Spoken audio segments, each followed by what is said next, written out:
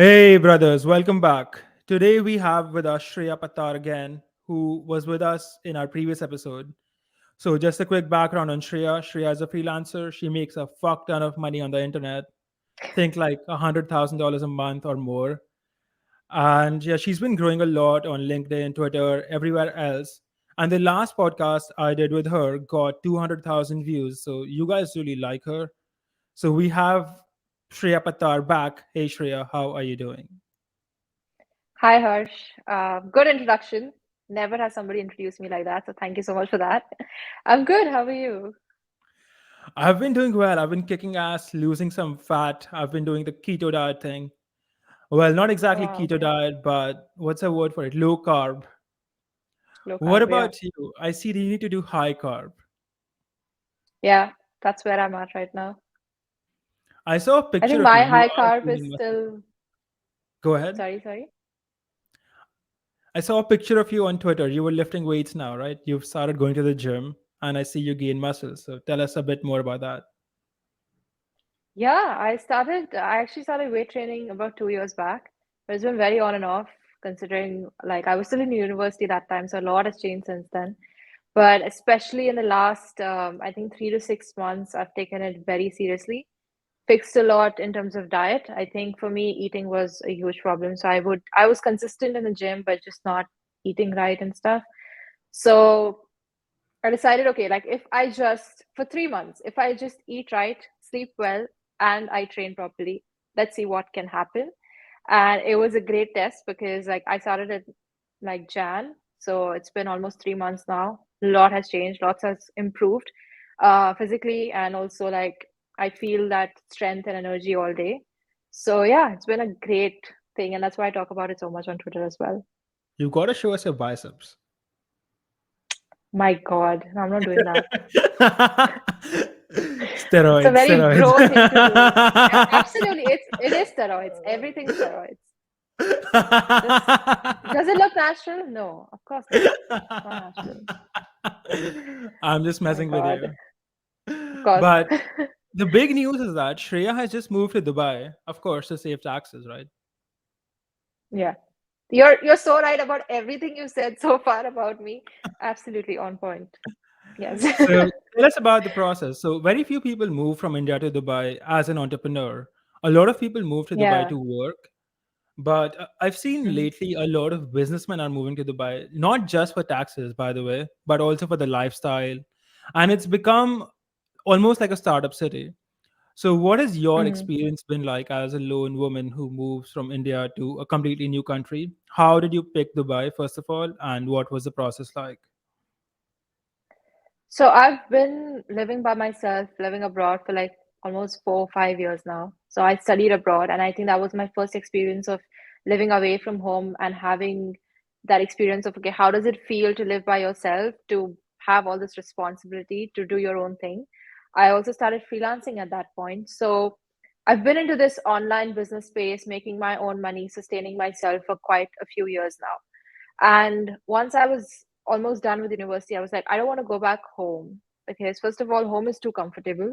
And second of all, it's just not the place I wanted to be. I wanted to be somewhere where I would say, young and lively, and somewhere that would, again, kind of push me out of my comfort zone. So I'm from Mumbai. So I've grown up there. All my schooling and everything was done there.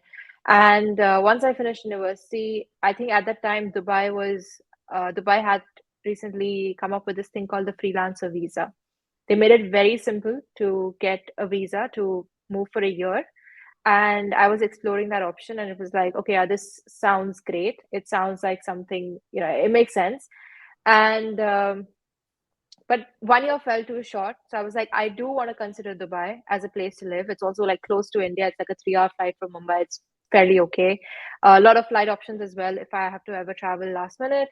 And keeps a lot of opportunities open for anything else that may come up in India as well. So it felt like the ideal location.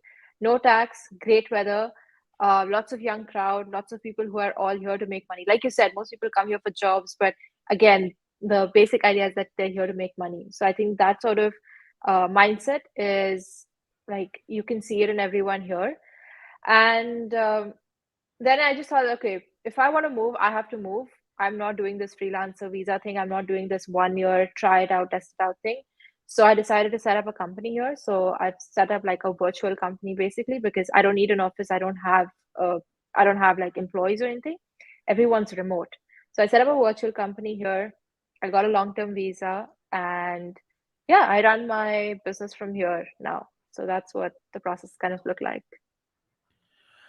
Yeah, I've heard about those things. It's called what's the word for it? There are these places where you can get a Free free zone zone company, companies. right? Shams Yes, and yes, DMCC and everywhere.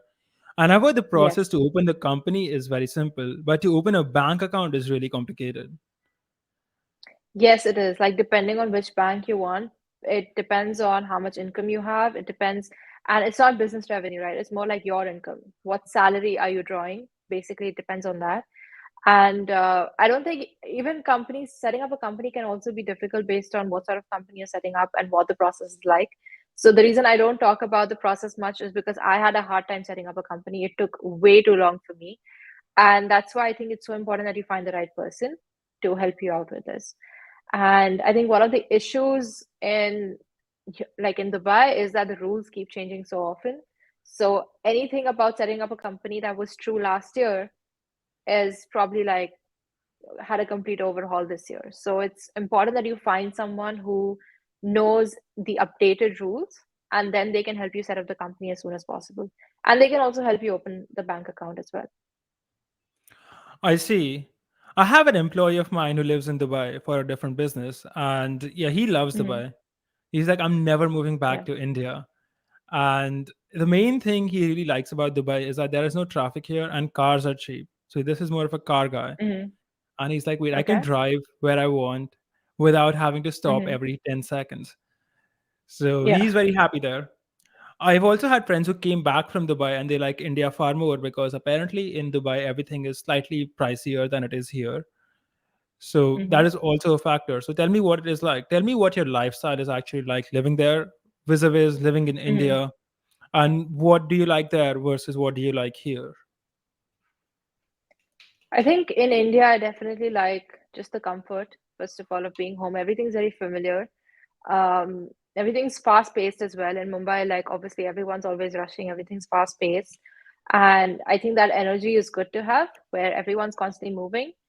Um, I think what your employee says about Dubai is also true. That the on the most basic level, I think it's just the everyday commute. Even if I mean I work from home, but if I have to go somewhere, I don't have to think about the distance or the time because I know like if the map says 30 kilometers, I know I'll be there in like maximum 40 minutes. Like no matter what, that's not changing.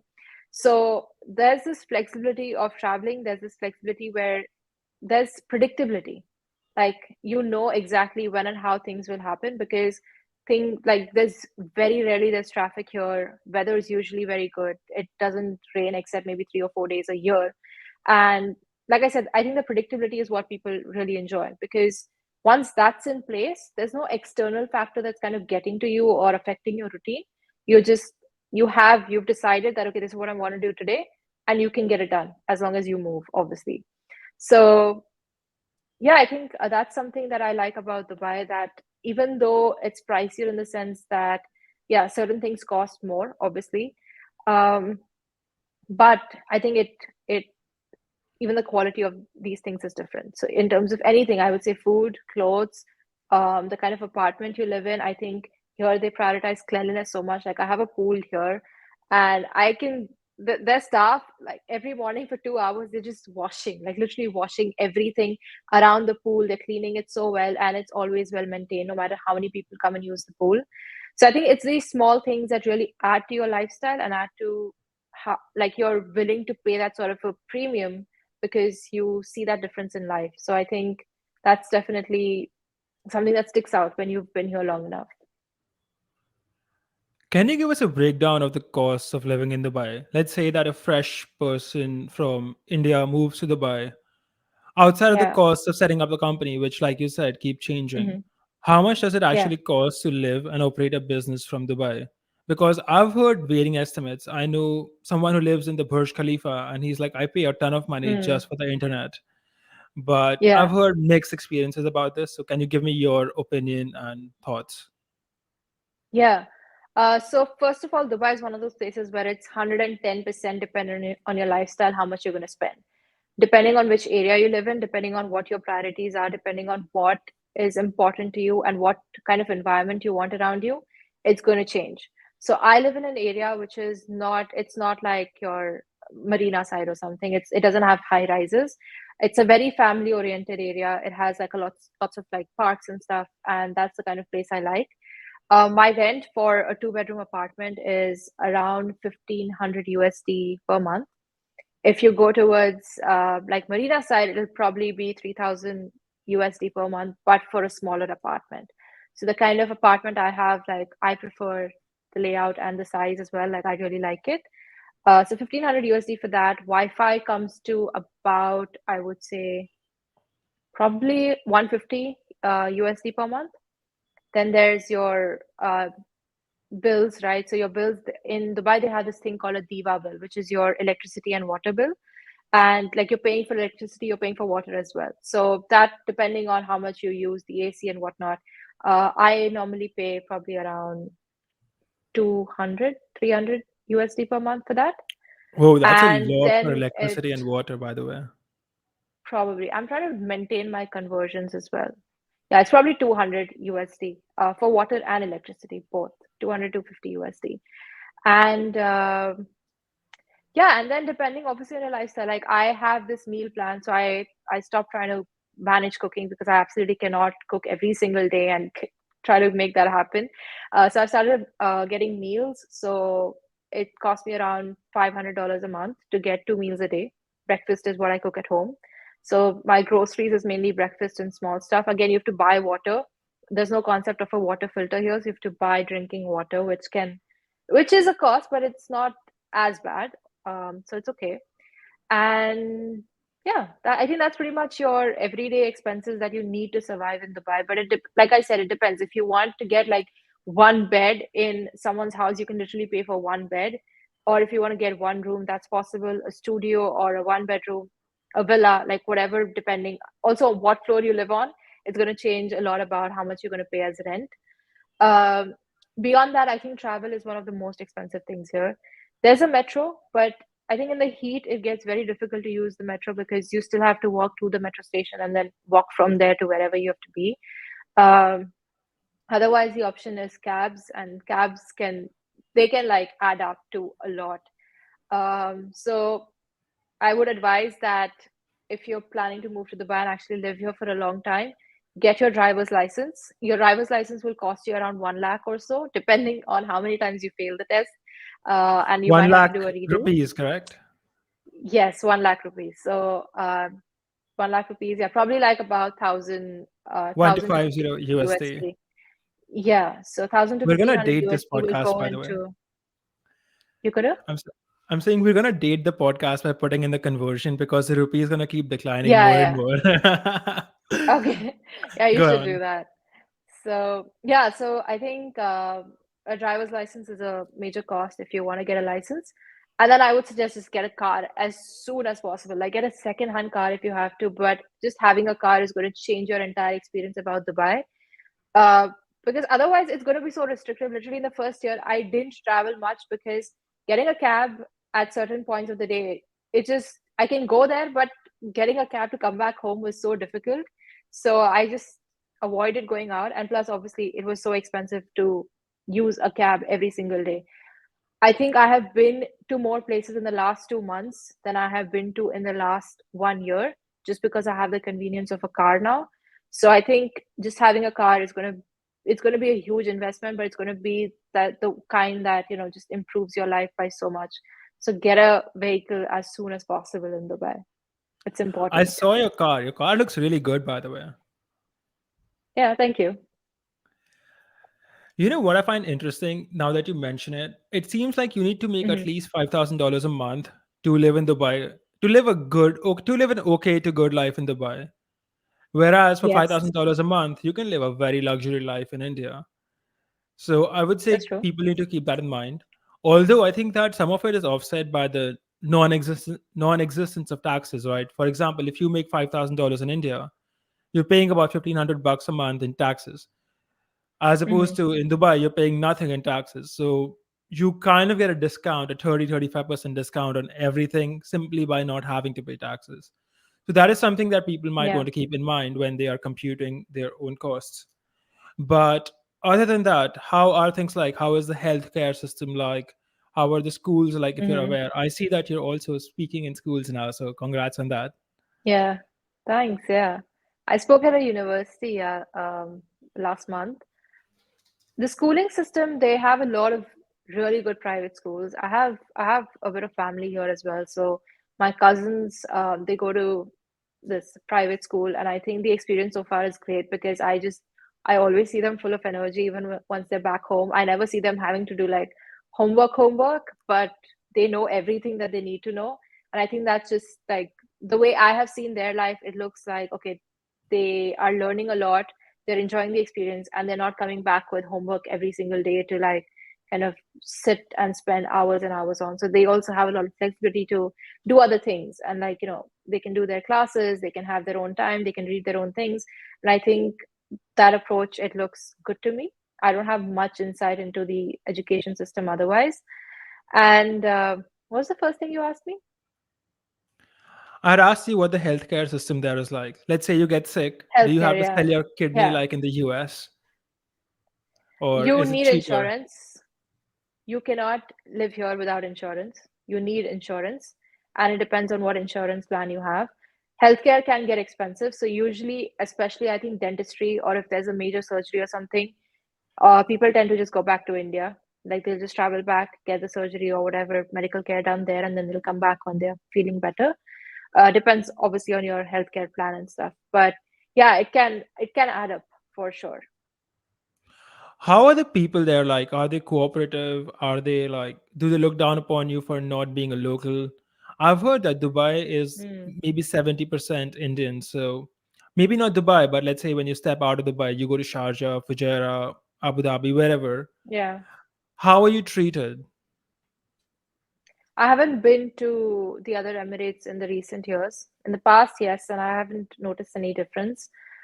I think there's just so many tourists. Like, if you are in any of the central areas, you're not going to see a lot of locals, and that's just how it is because um, there are certain areas, especially like Marina side or JBR side, there's crowds of tourists, there's crowds of people who have just moved there, lots of expats, that's where they live. There's also areas here like Par Dubai will be mostly Indians, or Dera side will be mostly Indians. So you know what kind of community you can find in every area. That's pretty much well defined, and I think everyone knows who lives where usually. Uh, but apart from that, I think people are always welcoming. They understand like everyone has a different culture, and they're very respectful. I think the minimum, bare minimum, everyone expects is that you are respectful to them, and that they'll also be respectful towards you. I've never had anyone like comment anything or act weirdly. Doesn't happen. I think a lot of people also think that Dubai is restrictive, but it's not.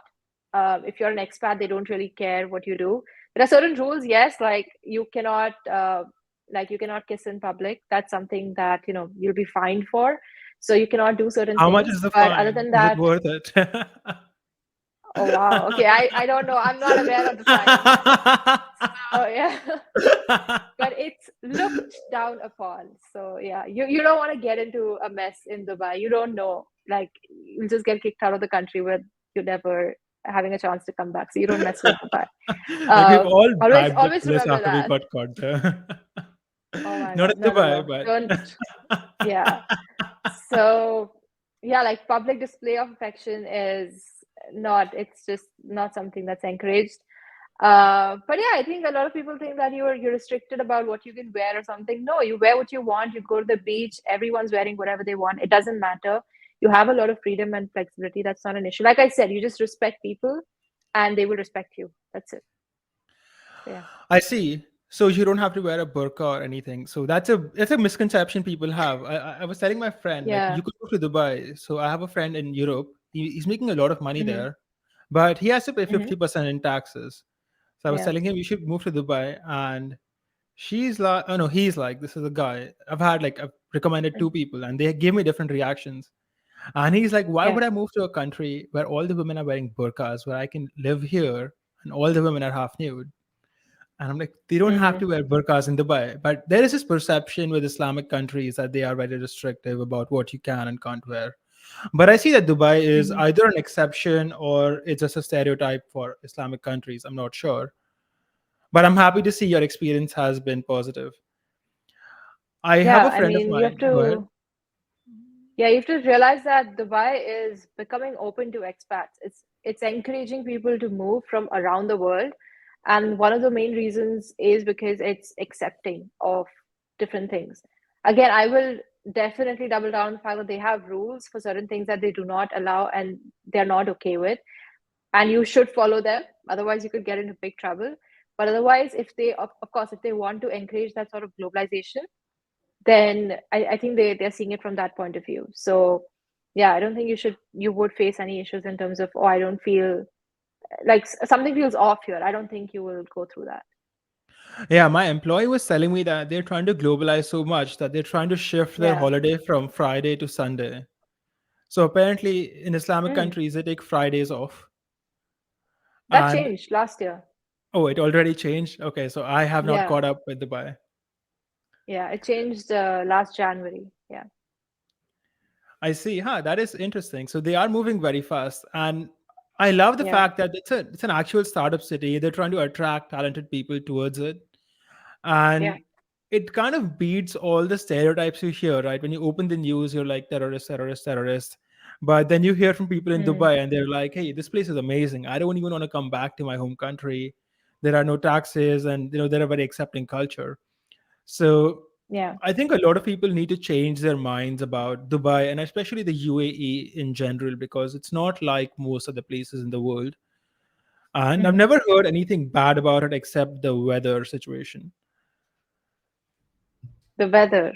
I don't think it's as bad as people make it out to be. Like, um Dubai is, it's also so well adjusted to the weather. Like during the winters you'll have all this outdoor stuff to do. They'll open up all the carnivals and fests, and they'll have all these talks and what do you call them, like conferences and expos. And then as soon as summer comes, they'll start with the indoor activities. So then they'll open up more spaces where you can go for like indoor sports or something.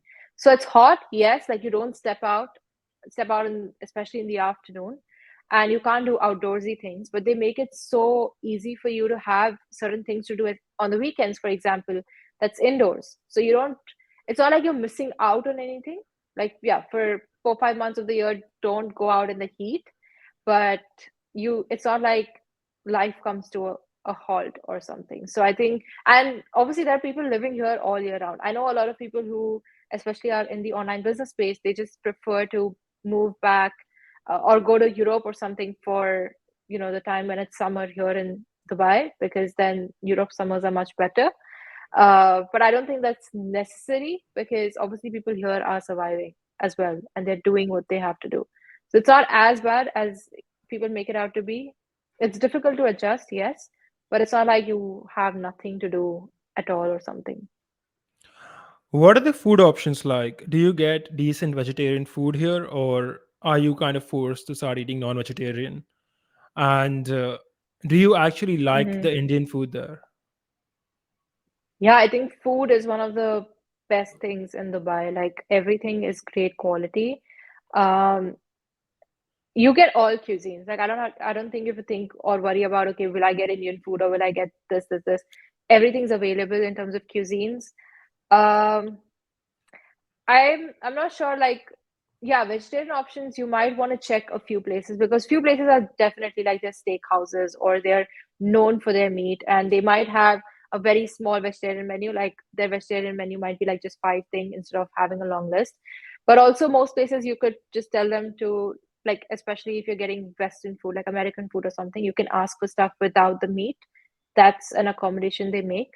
But otherwise, it shouldn't be a problem to get good food here or get vegetarian food here. There's a lot of options.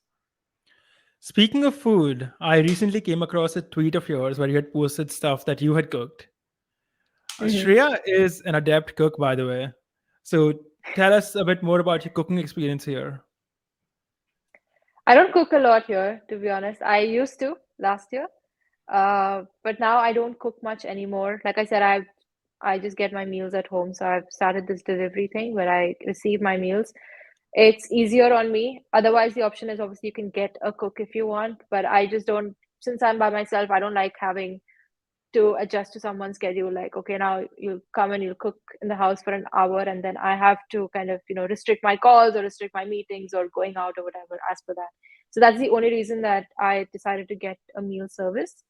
um, I cook breakfast. I think cooking generally is a decent experience. I'm not a fan of these electric stoves. My building does not allow for the fire, the gas stove. So I'm not a fan of the electric stove. I think I have a little bit of trouble with getting the right temperature or whatever. Um, but yeah, like I enjoy cooking. So especially if my family's over or someone's coming over, I will cook for them. And like I think I enjoy that part of the process more, like cooking for someone else rather than just cooking for myself and eating it by myself. So yeah. What is your general lifestyle as a solo entrepreneur who lives abroad, right? I mean, most Indian Hmm. entrepreneurs, they kind of live with family. So I'm kind of used to hot meals coming to me instead of having to cook them or ordering them from Yeah. abroad, ordering them from like a Yeah. restaurant or something. And I also have a cook, I have a cleaner. I don't do any cleaning. I have a cleaner who does everything for me. And Hmm. I'm used to not having to do a lot of what I consider these tasks to be a bit of like time wasters, right? For an entrepreneur, you've Yeah. got to take your stove out Yeah. and cook something. I mean, come on, man, I don't want to do that. Yeah. So Yeah. what is life like as a solopreneur who lives abroad without family? Are you happy? Do you feel lonely? And what does your average day look like? I get to visit home a lot, which is great. Like either I visit home or my family comes over for some time. Like I said, it's quite nearby. Like my dad's coming over tomorrow for a couple of weeks, so that's going to be nice. So yeah, I don't really mind that distance. And again, I've been living by myself for like 5 years. So I think that does change how you feel about, let's say, missing home or feeling lonely or whatever. Like, it hits sometimes, but then I'll usually just video call and be like, yeah, I'm like, I feel okay now. I feel better. In terms of time saving tasks, yes, I have a maid come in. I have, like I said, the meals, I think it's a huge time saver. Also, I'm not trying to like get groceries or worry about like food going bad in the fridge or something, which used to happen a lot when I used to try to cook by myself. I would order stuff, but then it would just go bad because I would just forget to use it. So I'm like, okay, these things I don't have to worry about. Um, Also, in terms of lifestyle, I think there's a lot of freedom, of course, because you decide what you want to do with your day. And initially, I think I took a lot of advantage of it in the sense that okay, I don't have to do anything. I'm not a spoiled kid. Like I'm not going out or whatever. That's just not my thing. But just in the sense that okay, maybe I'm not getting work done, or I'm just getting lazy about it or something. That happens when you just move by yourself or something. uh Now, no, because obviously I'm also growing up. I'm understanding that it's important to get things done, and your own stress is so much better managed when you get the things done that you know you're supposed to get done. And that's just something you learn, right? So self-discipline is a huge thing that has to come along with you living by yourself, and stay in touch with your family. Like I'm very close to my parents, so I will call them at least every weekend, and I make sure like that's a routine. Like I will call them every single weekend, and then we stay in touch over. Like I'll just keep sending them updates about everything I'm doing throughout the day. So I think it's just important that you don't isolate yourself even virtually. So even if you can stay in touch with your family over like video calls or texts or calls or whatever, just do that and make that a priority and not just something that you do. Oh, if I have time, I'll call. Don't do it that way. Like put it on your calendar if you have to, but actually just make sure you're actually talking to them. You are 100% correct about that. I have American friends. I have a lot of business partners and clients who live in America that I'm somewhat close to. And they kind of Hmm. live away from their family. So, their family might live in Texas and they live in California. And they might meet their Yeah. family once or twice a year on Thanksgiving or Christmas or some or the other holiday. And I was telling Hmm. my friend who, in their culture is very different, by the way. They kind of look down upon people who live with their family. And here in India, we tend to look down upon people who like not live with their family. We're like, you're abandoning your parents. So he was telling Yeah. me that, hey, why don't you move out? And I was telling him, why would I move out? And I Mm-hmm. gave him some math. I told him that, wait, you are 35 years old right now, and your parents are 65-ish, right? How many years do you think your parents have to live? And the estimate we came up with was, say, about 20 years. And how often do you meet your Mm-hmm. parents? And he's like, I meet my parents every Christmas, so once a year.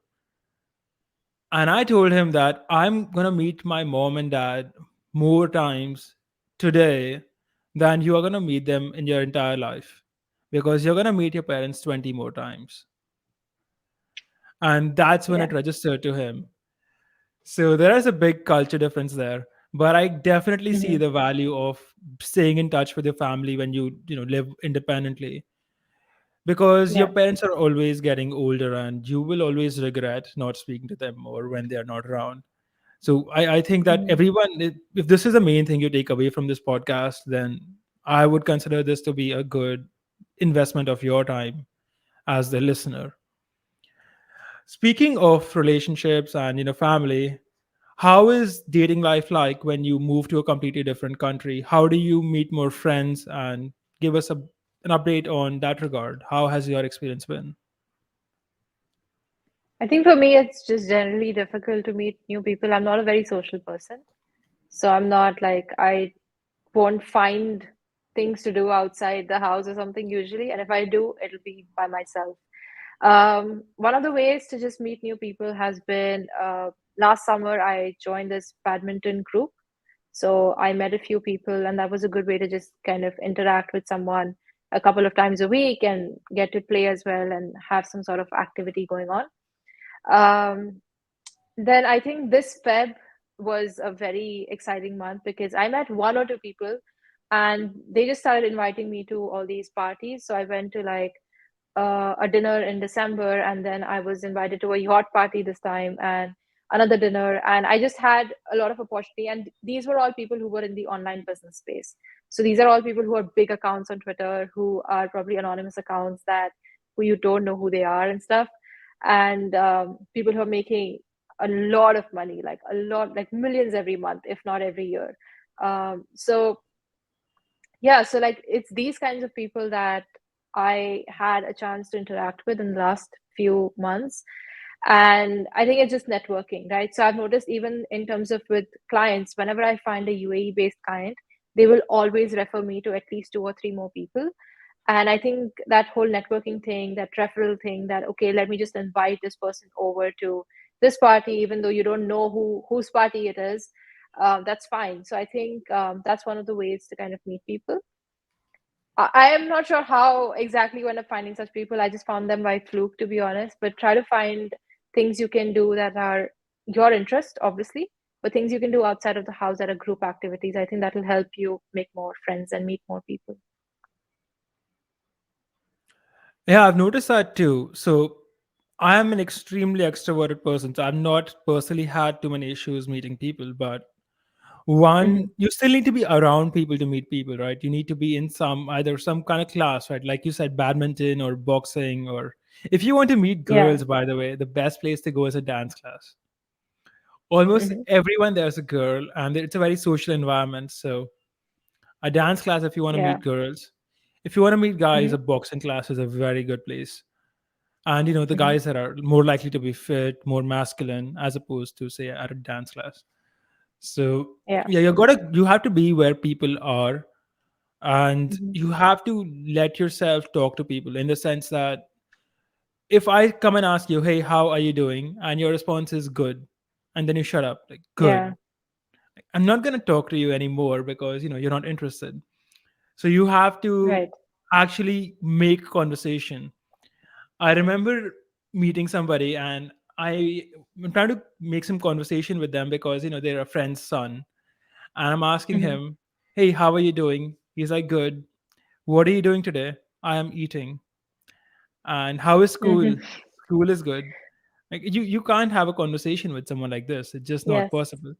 So I think that Yeah. if you want to make friends, you need to be in an environment which is social, where people are talking, and you need to be Hmm. willing to talk. And if you are not good at it, at least you have to give the other person enough feedback so that they can talk to you.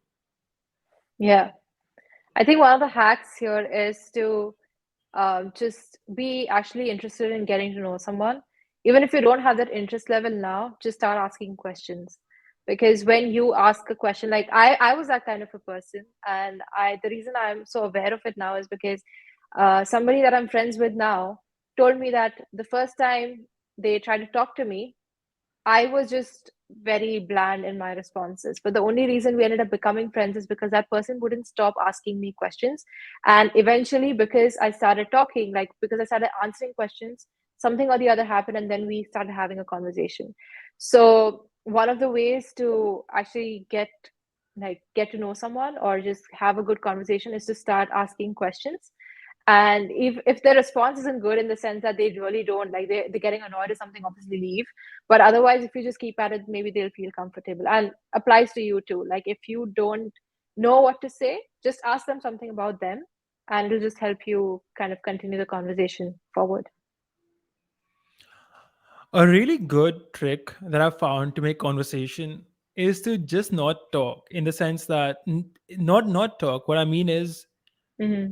you ask them a question and you let them really finish answering before you say anything else.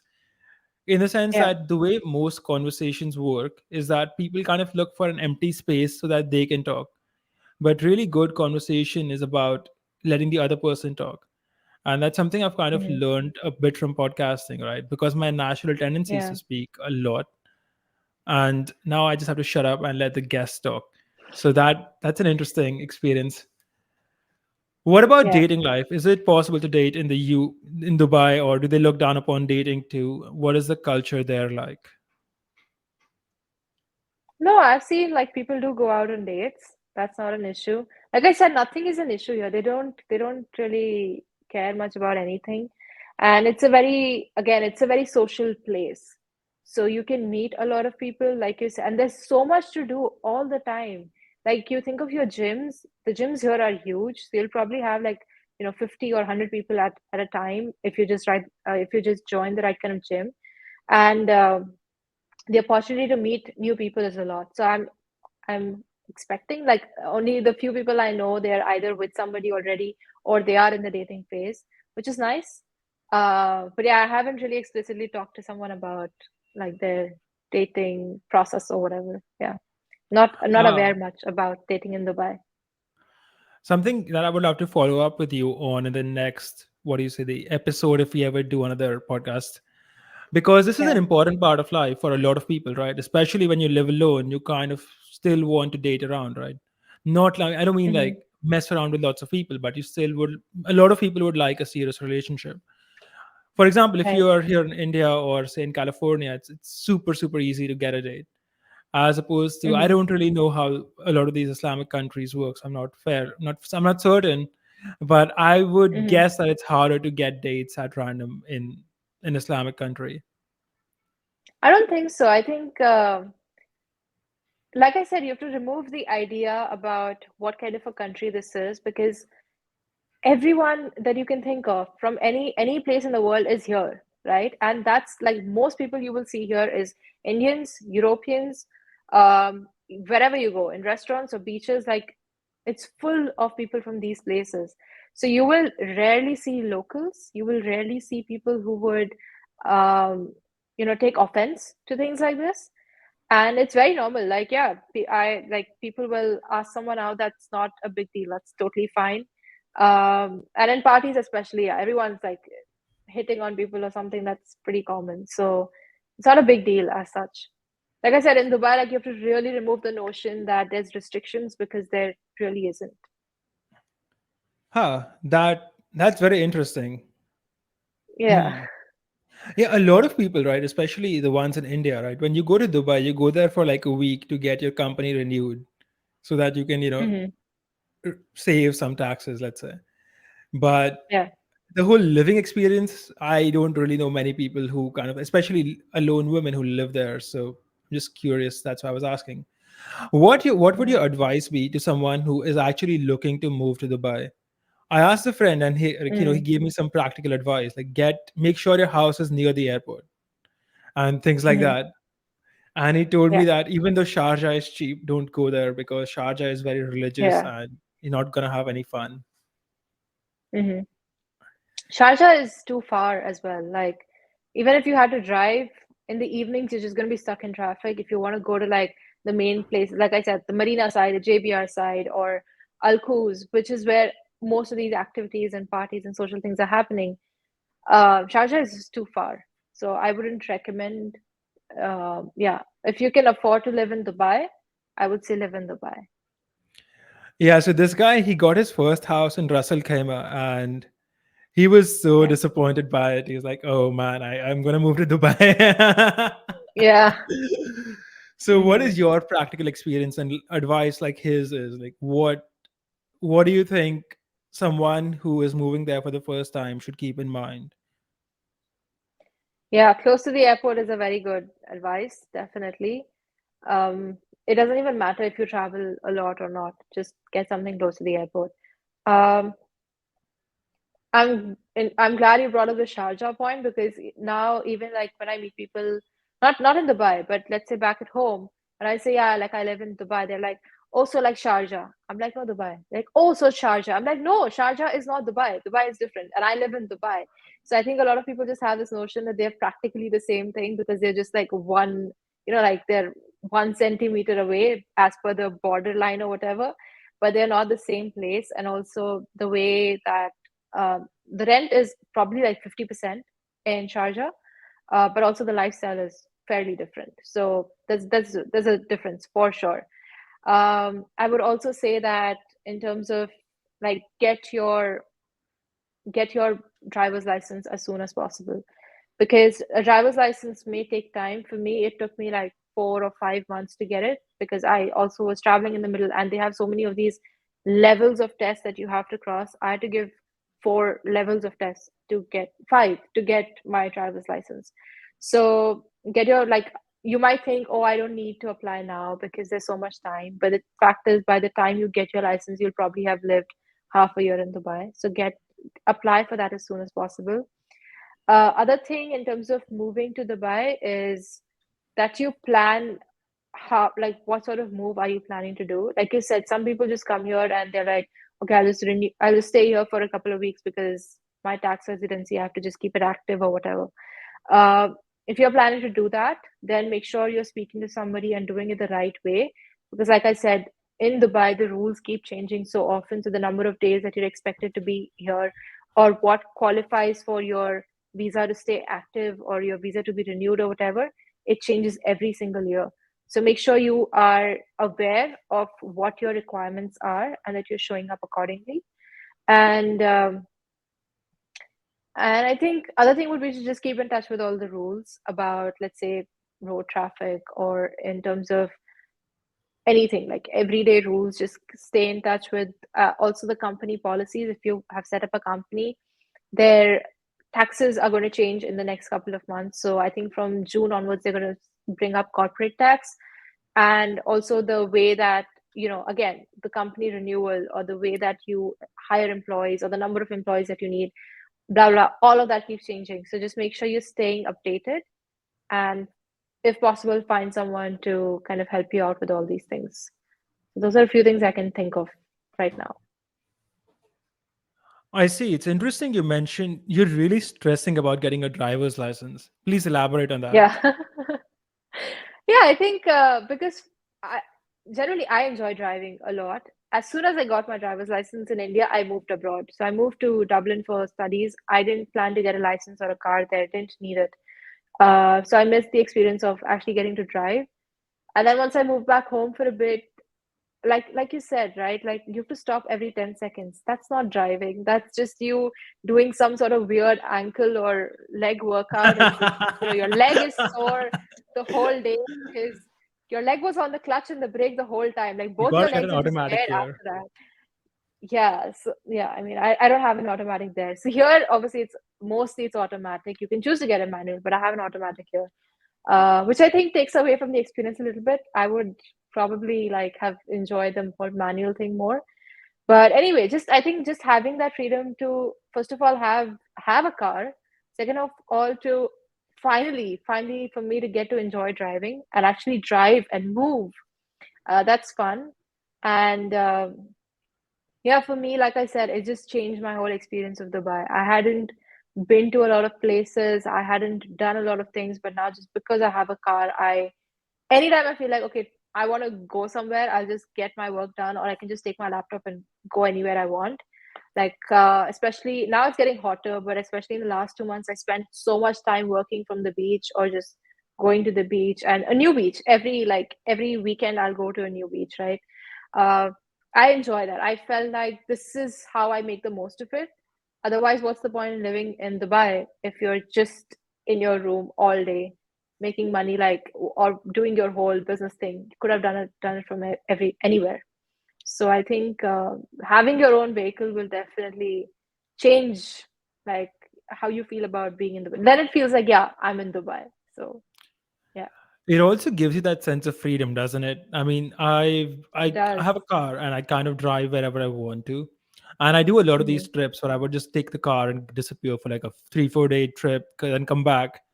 And I explore a lot of places this way that I would not have explored if I had to rent a car or if I did not have my own vehicle. So having a car Hmm. kind of gives you a lot of what's the word for it? A lot of ability to act on your traveling impulse. Yeah. So that's an interesting thing Also, that go on. yeah, go ahead, go ahead. No, no, go on, go on. Okay. Also, of course, like in if you think about it, in India, you have so many options for travel, right? You have you have your own. If you don't have your own car, you have a cab, which is the most expensive that'll get. Then you also have buses, you have trains, you have rickshaws. Here you don't have that option. Here it's either a cab or a metro. Buses, sometimes, but I've rarely seen buses to be honest. Metro, again, like I said, it's not the most accessible thing. Even if you get down from the metro station, you might need to take a cab to get to where you want to be, and it all adds up. So if you just have a car where you're paying a fixed monthly fee and you're paying on fuel, fuel is like 50% of what the costs are in India. I So am when jealous. you're yeah, so when you're like when you have this fixed, like how much you're going to pay for your car and how much you're going to pay for your fuel, it just gives you more flexibility again, that you don't have to worry that, oh, I want to go to this beach which is like 45 kilometers away. Doesn't matter, you have a car, it's fine. So otherwise you're paying probably like, I don't know, you're probably paying 30-40 dollars for a one-way trip. um Yeah, Probably that adds 30, up. yeah. That So adds up. that adds up, like yeah, and yeah, that adds up. So for sure, Yeah, get a car. yeah, get a car. I know what it's like to kind of Yeah. travel in, say, these rented vehicles, and then you're like, okay, I can go out here. I want to go out here, but this is gonna cost me Mm, $600 for like 4 days yeah. and or 3 days, whatever, just for the car. And then you're like, Hmm. I might as well just put this in some investment or something. Then screw this.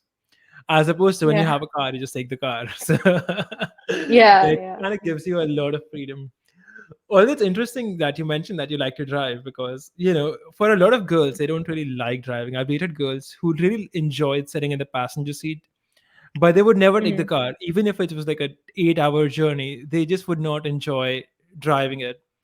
And there are girls who Yeah. really want to drive. They're like, I love driving. I'm a great driver. And I'm like, shut up, I'm driving. Right. I live by So myself. That changes things, right? So yeah. If I you do want to think if that. you want to go there, then yes. Like the fact that I'm by myself, yeah, I'm the one who's driving. So yeah. Yeah, I think that a lot of people, if you enjoy driving, you have more freedom, right? As opposed to if you see it as a task you have to do, then it's less fun. Yeah. So I think it's a Yeah. personality thing. Other than that, tell me, Mm. Shreya, how else is life different in Dubai than it is in India? Like, is there something I did not notice? Or is there something that stood Mm. out to you that is markedly different? Service, definitely, 110%. Service is so different in Dubai. No matter where you go, it could be like the smallest restaurant, it could be a five star. a 7 star or whatever they call it here.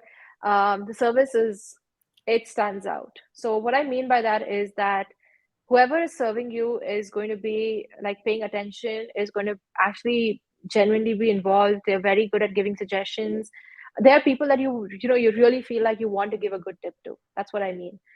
So one of the experiences I had recently where I was like, okay, wow, that's how sweet is that?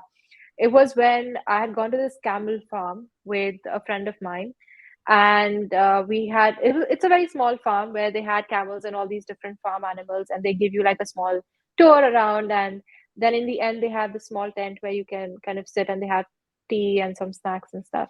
So we were just sitting there for a couple of hours, and there was this lady who was taking pictures of her, like trying to take a selfie with her baby, and she was kind of struggling a little bit. And this lady who was just standing by the tea stall, she just came over and she was like, "Do you want me to take a picture of you?" And this mom was so happy, and she was like, "Yeah, yeah, please, please." And then this lady, like, she spent like 5 minutes just trying to take pictures from different angles, because the girl was like, she was quite young. She was probably like 2 years old or something, and she wasn't looking straight, but her mom wanted like a nice picture, so she was just like, this staff was just standing there like taking all these pictures. And I thought that was so sweet, because she didn't have to go and ask about, okay, do you want me to take a picture for you? Or she didn't have to spend so much time. She could have just been like, tuck tuck, yeah, okay, done. um but the fact that she was so personally involved in getting a good picture, and she was like, do you like this, or do you want me to like take another one? I thought that was very sweet. And especially considering that it was like a camel farm, like in a desert somewhere, and the fact that there's not a lot of people and there's not a lot of staff there, and there's like, it's nothing fancy. It's like the even the entry fee and the guide fee and all was pretty decent. Like, it wasn't as much as you would expect it to be. But that didn't matter. Like, that lady was so happy to kind of improve this mom's experience. Small thing, but I think it really stood out to me. I was like, okay, yeah, this is the kind of stuff you don't really see anywhere else. Hmm, that is very interesting. Yeah. I've always wondered life like as someone who spends her life working a service job, like a waiter or something. And the reason I Hmm. mention it is because I kind of grew up in a very poor area in the city, and a lot of the people that I knew as a kid, like my friends as a kid, they kind of work Hmm. as baristas and things like that. And it's a different Okay. experience, right? Like I don't go to certain shops because I know the guy who works there. Oh, And it'll okay. be very Wow. awkward Okay. for him to like just start serving me, given where I am and Hmm. given where his position is right now. So I don't want to embarrass Hmm. the person. So yeah, I've always wondered what life is like, because from our perspective, right? When you mentioned that, yeah, this is very great. It's a great quality of life for us. But Hmm. how is it like for the people who are actually serving you these things? So I've heard that the salaries in the UAE are much better than they are in India. So of course, it's more motivating for Hmm. them. But it's something that I Yeah. kind of ponder upon sometimes. Salary is better when you compare to the salary you get in hand in India, yes. But the lifestyle here is more expensive as well. So it's like how, we say, oh, if you're making like $5,000 per month in the US versus making, like, it's more, like, you wouldn't make $5,000 per month in the US. That's true. Sorry, in India, that's true. But in US, $5,000 a month is nothing. Like, I think, especially if yeah, you are two people, like one person, maybe you'll get by somehow and you won't have any savings. But let's say you're two people or you're trying to sustain a family on that, you'll barely get by. Like, that's not happening. So obviously there's this whole difference in how much just things cost here. And at an entry level salary, it can be very difficult to live in the UAE for sure. So a lot of people live paycheck to paycheck, and that's just, I think that's just the harsh reality, and that exists everywhere. That there's always different people doing different kinds of jobs, earning different kinds of salaries. Um, but yeah, that's, I think that's what sticks out, right? Like you said, um, the thing you mentioned about like the position where someone is at, if they are at a working at a as a barista, or versus when you are going to get a coffee or something. I think that sort of that sort of view is not present over here. I think at least I don't have that, or the people that I've been around don't have that. Everyone's like, okay, you're serving or whatever, it doesn't matter, but everyone's still, there's nothing awkward about it. And there's like the waitress and all are not going to take, like, it's weird to explain. Like they don't mind, like they I are understand. I very understand. happy about serving you. Yeah, like they're very happy about their customer experience. Only last week I had a strange experience, and that really stuck out to me because I was like, that's weird, that never happens in Dubai. Like nobody has ever talked to me or said something like that to me in Dubai. That is so weird.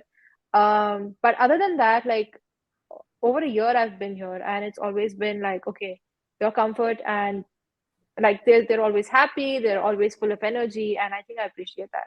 It's difficult to explain, but I did my best.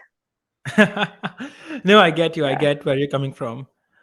I'm a Yeah. little impressed by the fact that you moved to Dubai and you're kind of living there on your own and your business is doing well.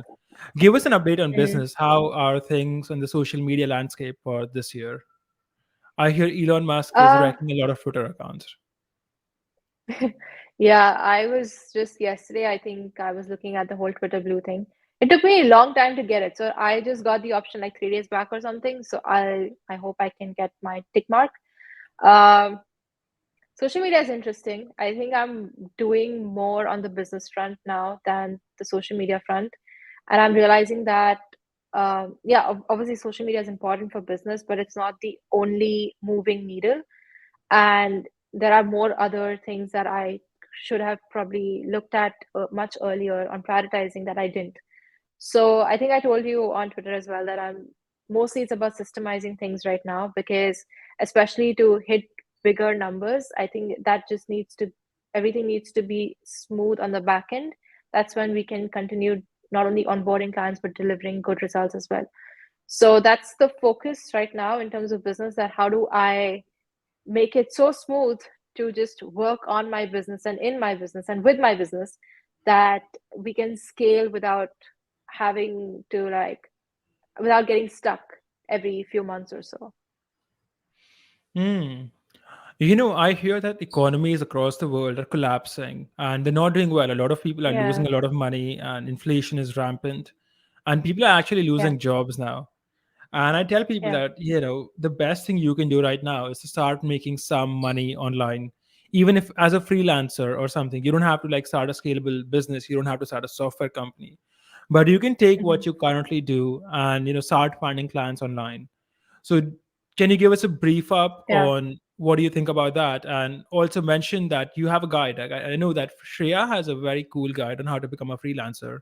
And unlike most Hmm. people who sell stuff on how to make money online, she actually does it and she makes a ton of cash online. So her advice is more valuable than whatever you might see on YouTube from someone whose only way of making money Hmm. online is teaching you how to make money online.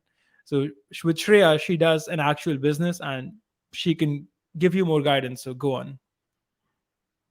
I think that's a very good question that you asked. And I recently, I think last weekend, I do a Instagram Q&A every weekend, and someone asked me this exact same question. And the thing with me is my approach when it comes to business is that everything about my business, the way it works or the way it doesn't work, is all my fault and my responsibility. So if I'm not getting leads, I will not think of it from the point of, or if I'm not converting leads, I will not think of it from the point of view that, oh, you know what, the economy is bad, so I should expect this to happen. I just don't have that mindset. If I'm not getting leads, if my business is not doing well, I will take it as 100% my fault. I did something wrong, and that's why I don't have a business that's going the way that I want it to. And I think I don't know if that's something that I would encourage everyone to have. I'm not imposing anything on you, but that's the approach I have. So I'm not trying to. It might be true, yes, of course, people are losing jobs, and it might be true that the way that businesses would want to invest in certain services will go down, might hamper how many leads you get or how good your freelancing business or online business does. But like I said, I'm a very like take it upon me person. So I will never hold that as a reason, okay, why my business is not doing well. Because at the end of the day, there are still people who are making millions of dollars every single month, no matter what the time is, no matter how bad the economy is or what. Like, people, there are people making money, and if they can do it, then there must be something that they know that I don't know. And how can I figure out a way to kind of, tap into that? I think that's the approach I have. I think you're 100% spot on with how a lot of entrepreneurs should think. I Hmm. will caution people though that's for a lot of product based businesses that is not how you can think, because sometimes it's just Yeah. there's nothing you can do, right? For example, if you are in the business of selling cars and COVID has shut down the supply chain, Yeah. then there's not much you can do it, even though you might consider it to be your fault or not. But I think your mindset is more solution oriented, so Hmm. probably much better for people to have. Tell us a bit more about your guide on how people can start freelancing, because in my opinion, right, freelancing is something that anyone can start today. They Hmm. don't need to wait. So it's something I Yeah. recommend people to do earlier. If you had asked me 2 years ago, I would have told them never do freelancing. You're trading your time for money. But I realize Hmm. that for many people, it's a good stepping stone. Yeah, so I have this ebook called Freelancing Freedom. And like you said, it's true, because with freelancing, you literally, like, if somebody is watching this podcast, they have internet, they probably have a laptop, and they are able to, like, they have the necessary ingredients to start learning a skill and making money online. So my ebook is called Freelancing Freedom. That would be the first ebook that you would start with. And that covers everything you need to know, right from picking what skill should you be freelancing in, to finding your first client, and also how to deliver a good service experience to your first client. So everything's covered, and I think Harsh might add the link somewhere around so you can check it out. Yeah, I will put the link in the description. Shreya also has a Hmm. bunch of other books you might want to check out. There's one on making money from LinkedIn where Shreya has a lot of followers. Tell us Hmm. about that also. And she has a book called Anthology, Yeah. which I'm not sure what it is, but I would love to hear more. Yeah, so I have quite a few ebooks. So I have a couple of anthologies, and they're basically a collection of my best LinkedIn posts or Twitter posts, depending on what anthology it is. And you could use it as a swipe file, basically, but it's also informative. Like, you will still learn about freelancing and writing from those ebooks. Um, After Freelancing Freedom, I think my second bestseller ebook is Cashing In on LinkedIn. It's about how to make money through LinkedIn. So how do you create content? How do you optimize your profile? And how do you, and also what are the ways to monetize your profile? So I think Life Path Money has nailed the Twitter side of things, like how to monetize Twitter, and I have nailed, like, okay, how to monetize LinkedIn. So it's basically two versions that way. And I have another ebook that I really like. It's called Money Calls, and it's about how to conduct sales calls and close the client on the call. So how do you like deal with objections? How do you build the confidence to convert a client and persuade and negotiate and all of that? And how do you get them to pay your invoices on the call itself? So yeah, check out those ebooks, and I hope you'll find them helpful. I'm going to get the last one for our sales team. One thing Yeah. we kind of learned the hard way is that it's actually really hard to get people to pay you after the sales call. In the sense that during the Hmm. sales call, they'll be like, "Yeah, I really love this product. We really need it, and this is a great thing, and I'm gonna pay for it after the call." And then you have to Yeah. follow up 10 times. Like, come on, man. Yeah. So That's true. something that our sales head is doing now is that she's trying to get everybody to pay on the call itself.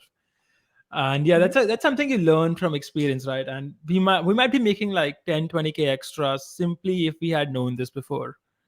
So these Right. products, even though they sound simple, they're things you learn from experience that really add up to your business's bottom line. That's true. I think Yeah. we should do a separate podcast just on closing. Yeah, we should. You should do it with some role play as well. Sounds good. Where can people Yeah. find you, Shreya? You can find me on most of the major social media platforms: Instagram, Twitter, LinkedIn. I'm fairly active on all of them. And my name, Shreya Pattar, is what you can look up. So I'm one of those lucky people who has found the her name exactly on all social media platforms. So you can find me anywhere using that. Also TikTok. I don't know if you like. I'm not very active there, but might actually start using that. Yeah, I have a guy who does TikTok for me. So he's gotten my account to 20,000 followers now. It's a platform where you Wow. can Okay. grow really fast. If you want, I'll put you in touch with him. Yeah. Yeah. Yeah. Definitely. All right, my friends. Awesome. So this is Shreya Pattar, and I hope you guys enjoyed the episode. And if you have any questions about living in Dubai or making money from LinkedIn or closing, leave it in the comments below, and we'll cover it in our next episode. All right, bye bye, and Yep. we'll see you guys. Bye.